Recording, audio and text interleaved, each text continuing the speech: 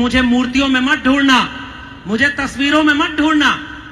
व्यक्ति पूजा के विरोधी थे बाबा साहब, और आज आपके देश में जो लोग बाबा साहब के सपनों के भारत के खिलाफ काम कर रहे हैं, वो भी बाबा साहब की बहुत बड़ी बड़ी मूर्ति पर माला डाल करके सर झुका रहे हैं। जो दिल में तमाम नफरती लोगों, गोडसे, गोलवलकर, हेडगेवार को लिए हुए हैं, वो अंबेडकर, फूले, पेरियार के कैसे हो सकते हैं? ये मेरा सवाल है आपसे।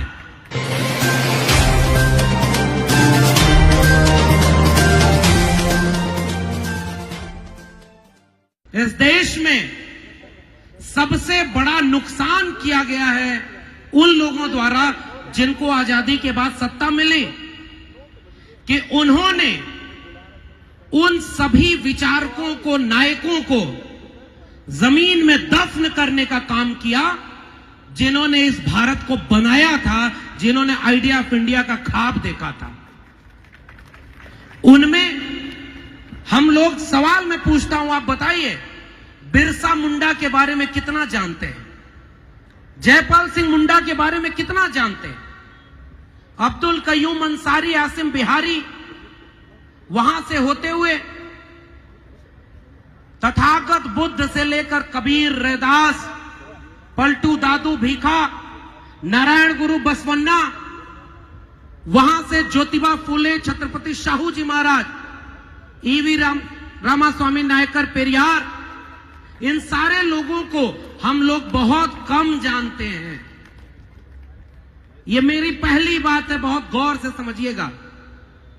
जितने लोगों का नाम मैंने लिया, इनमें कोई दलित है, कोई आदिवासी है, कोई पसमानदा है, कोई ओबीसी है, लेकिन सबने मिलकर एक ऐसे भारत को बनाने का ख्वाब देखा था जिसमें सब बराबर होंगे, सबको सबका हक मिलेगा। उनको हमें जानने नहीं दिया गया। आज हम लोग कितना जानते हैं? हमें पढ़ने नहीं दिया गया। इसलिए मैं चूंकि पढ़ाई लिखाई से जुड़ा हूं, और मैं जब भी किसी मंच पर जाता हूं और आप लोग इतना सम्मान देते हैं, तो मैं हर जगह एक बात कबूलता जरूर हूं, यह सम्मान मेरी डिग्री का नहीं है। अगर मेरी डिग्री का यह सम्मान होता तो मेरे अपने दिल्ली विश्वविद्यालय में ही अकेले 10,000 प्रोफेसर पढ़ा रहे हैं, आप किसी और को बुलाते। अगर यह सम्मान किसी डिग्री का होता तो देश भर में तो बहुत सारे लोग बड़े बड़े पदों पर बैठे हुए। पद का सम्मान होता तो मुझे यह सम्मान नहीं मिलता। मैं भी बहुत सोचता था कि आज जहां पहुंचा हूं, परिवार वालों की मेहनत से पहुंचा हूं, और सच है, परिवार वाले मेहनत करते हैं। मगर यह पूरा इतिहास पढ़ने के बाद हर मंच से कबूल करता हूं कि लाख परिवार वाले मेहनत करते, लाख मैं मेहनत करता, लेकिन अगर इस देश में भारत का संविधान और मंडल कमीशन लागू नहीं होता तो मैं यहां नहीं होता। और आपने भी मुझे बुलाया है तो इसलिए बुलाया है।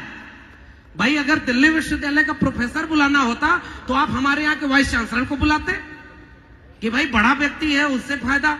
लेकिन आपने किसे चुना जो अभी परमानेंट प्रोफेसर भी नहीं है, टेम्परेरी है, एडहॉक पर है, लेकिन आपको महसूस हुआ होगा कि वो बिरसा, फूले, अंबेडकर और पेरियार की बात करता है, इसलिए आपने मुझे आमंत्रित किया। तो ये सम्मान जो मेरा है, ये सारा सम्मान इन जैसे लोगों का है।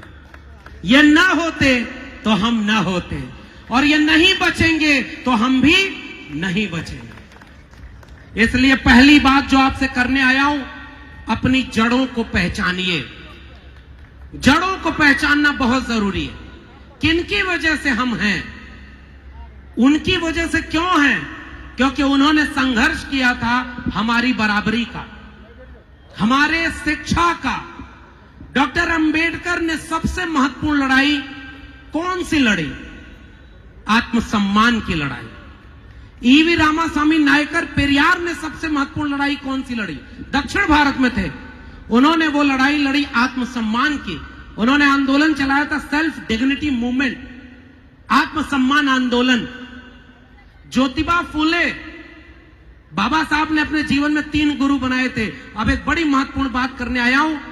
मुझे भी हरियाणा के बहुत सारे यादव जी लोग फोन करते हैं, कहते हैं कि हमारे यहां बहुत सारे लोग हैं, ओबीसी हैं, जरा आप आइए समझाइए।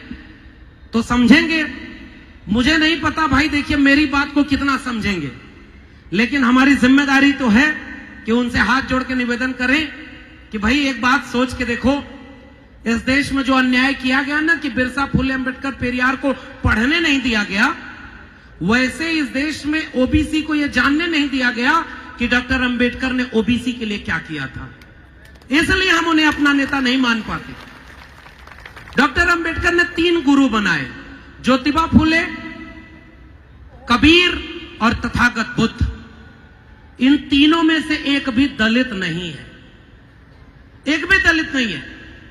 डॉक्टर अंबेडकर ने महिलाओं की मुक्ति की लड़ाई लड़ी, child care leave, maternity leave, women empowerment association बनाया, लेकिन डॉक्टर अंबेडकर को महिलाओं के आंदोलन का नेता नहीं बनाया। डॉक्टर अंबेडकर ने मिल मजदूरों की लड़ाई लड़ी, लेकिन डॉक्टर अंबेडकर को श्रमिकों का नेता नहीं बनाया। डॉक्टर अंबेडकर ने किसानों की बात की, उनके लिए तमाम प्रावधान संविधान में करवाए, उनको किसान आंदोलन का नेता नहीं माना जाता। डॉक्टर अंबेडकर ने ओबीसी के लिए आर्टिकल 340 बोला, और उसके बाद उन्होंने कहा 1948 में लखनऊ में अधिवेशन हुआ था, और छोटा सा किस्सा सुना रहा हूं ओबीसी समाज के लोगों या बाकी समाज के लोगों को भी। 1930 में शिवदयाल सिंह चौरसिया थे, उन्होंने एक संगठन बनाया आदि हिंदू सभा। तो वो लोग गए ब्राह्मणों के पास, उन्होंने कहा कि हमने एक आदि हिंदू सभा बनाया, आप भी आइए इसमें। तो ब्राह्मणों ने कहा हम हिंदू थोड़े ही हैं, हम तो आर्य हैं। तो शिवदयाल सिंह चौरसिया ने वो पन्ना फाड़ा और उन्होंने कहा अब तक तो हम समझते थे कि हम भी हिंदू तुम भी हिंदू, जब तुम भी हिंदू नहीं तो जाओ हम भी हिंदू नहीं, और हम पिछड़े वर्ग के लोगों को एकजुट करेंगे। पहचानिएगा उन लोगों को जो आज भी आपको हिंदू बनाने की फिराक में है। जोर से जय भीम बोलेंगे, लेकिन पीछे से क्या काम करेंगे वो आपको खुल के नहीं बताऊंगा। आप सब समझदार हैं। शिवदयाल सिंह चौरसिया ने 1948 में backward classes league, depress classes league, OBC संगठनों को बनाया, और उसकी अध्यक्षता करने के लिए जिस शख्स को बुलाया उसका नाम था डॉक्टर भीमराव अंबेडकर, और यह आंदोलन वहां लखनऊ में हुआ था।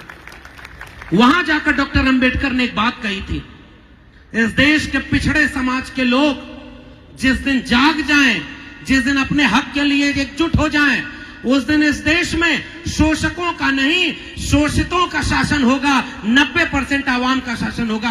यह 1948 में बोला था। तो डॉक्टर अंबेडकर के उस भाषण को कोट किया है, फिर से जोड़ रहा हूं। देखिए हम लोग मास्टर हैं, इसलिए हमारी बात को जोड़ते हुए चलिएगा। जिनको डॉक्टर अंबेडकर ने भारत का संविधान बनाकर आपके सामने एक दस्तावेज दिया था ना, और उन आजादी के बाद डॉक्टर अंबेडकर को ही दफन कर दिया। हमारे मुख्य अतिथि जो थे उन्होंने अभी जिक्र किया था, डॉक्टर अंबेडकर को 1990 में जाकर भारत रत्न मिला।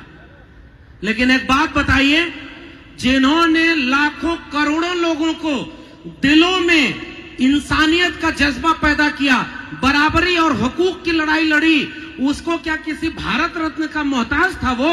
अरे वो विश्व रत्न था, और आपका रत्न उसके सामने क्या है? आप उन्हें सम्मानित करके दरअसल खुद सम्मानित होते हैं। तो आपने गलती सुधारी 40 साल बाद भारत में आजादी के, जब डॉक्टर अंबेडकर को भारत रत्न मिला। अब ऐसे भारत रत्न ज्योतिबा फुले को अभी तक नहीं मिला, तथागत बुद्ध को तो अभी तक नहीं मिला। तो क्या ये सब भारत रत्न नहीं है? तथागत बुद्ध उस शख्स का नाम है जिसने दुनिया में सत्य और अहिंसा का पाठ पढ़ाया, मनुष्यता का पाठ पढ़ाया। उसे लाइट ऑफ एशिया कहा जाता है, मैं उन्हें लाइट ऑफ वर्ल्ड कहता हूं। वहां से हमारी विचारधारा शुरू होती है। उस तथागत बुद्ध को डॉक्टर अंबेडकर ने अपना गुरु माना। पेरियार उसी 1948-49 के बाद लखनऊ में एडमिशन हुआ, तो जो लड़ाई लड़ी गई थी वो लड़ाई अधूरी थी, और 90 में वो लड़ाई दोबारा खड़ी हुई जब मंडल आंदोलन खड़ा हुआ।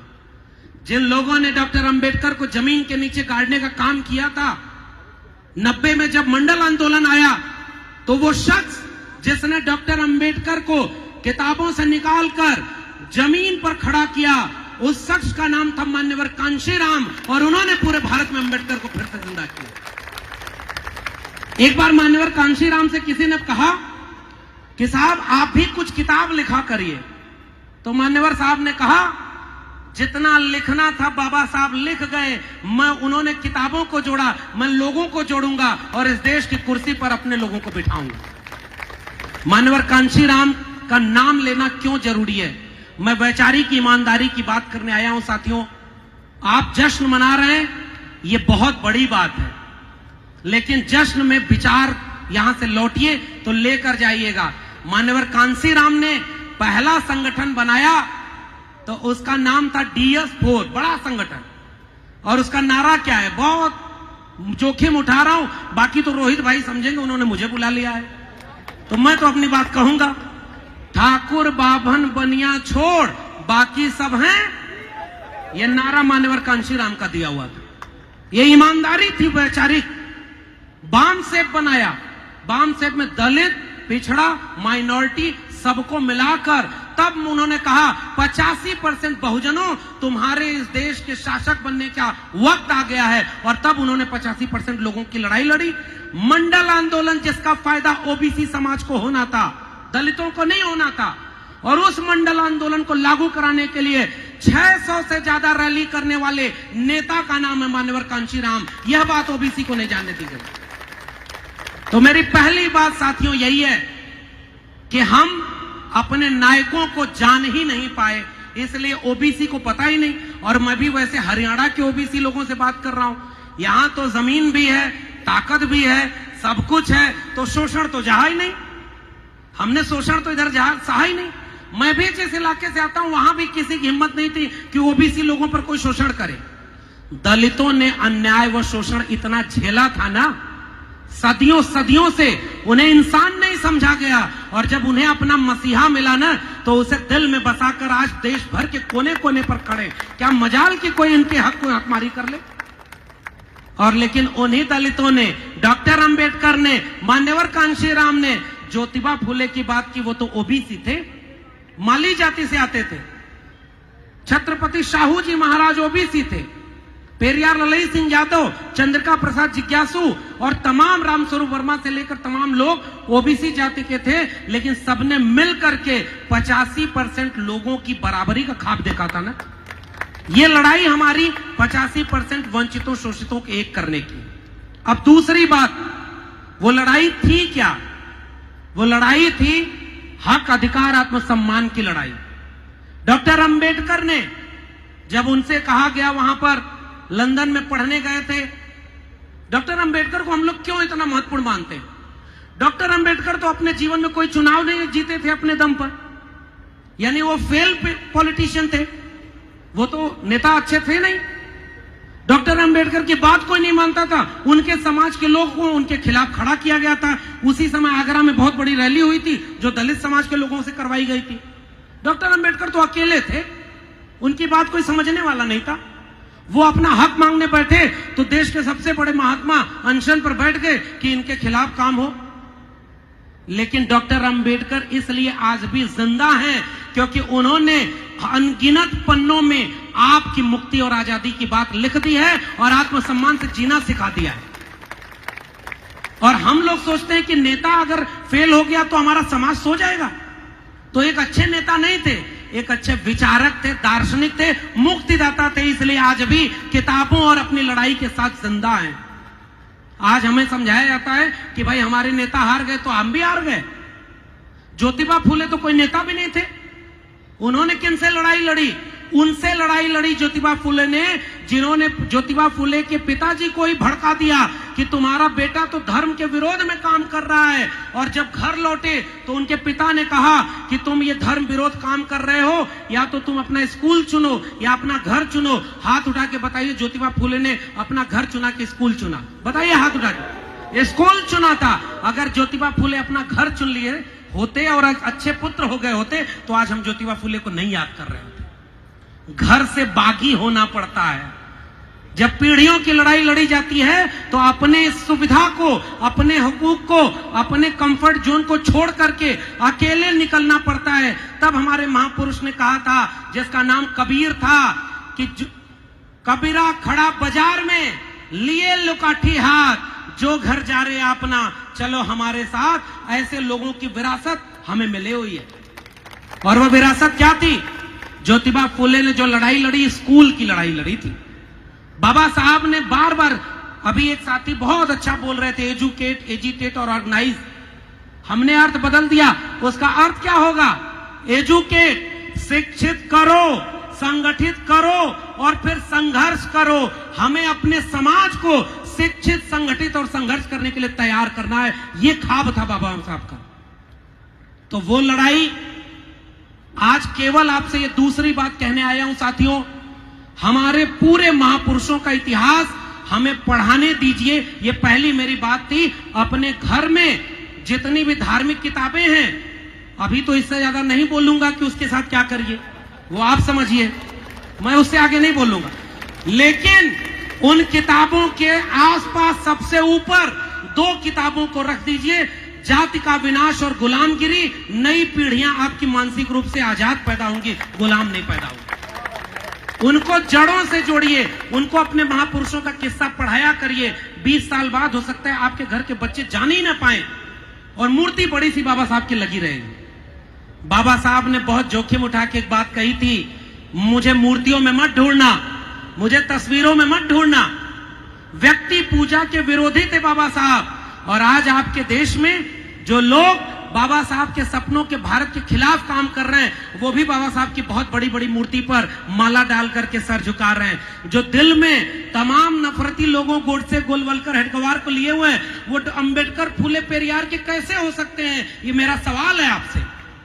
क्या हनुमान चालीसा और डॉक्टर अंबेडकर एक साथ चल जाएगा क्या? यहां भी बहुत लोग बैठे होंगे, जय भीम बोल रहे होंगे और हाथ में मोटा सा धागा पहने होंगे।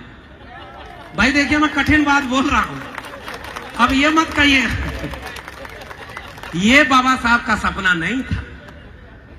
आप यहां से जय भीम, जय मंडल बोल के निकलेंगे और कहीं अब धीरे से चोरी से व्रत भी रह लें, हर भगवान की पूजा भी कर लें कि बेटवा को नौकरी मिल जाए, बिटिया की शादी हो जाए, ऐसे नहीं चलेगा। ये वैचारिक लड़ाई है साथियों। मैं आपसे अपील करने आया हूं, विचारधारा में आपने समझौता किया तो आप बाबा साहब के साथ धक्का कर रहे हैं।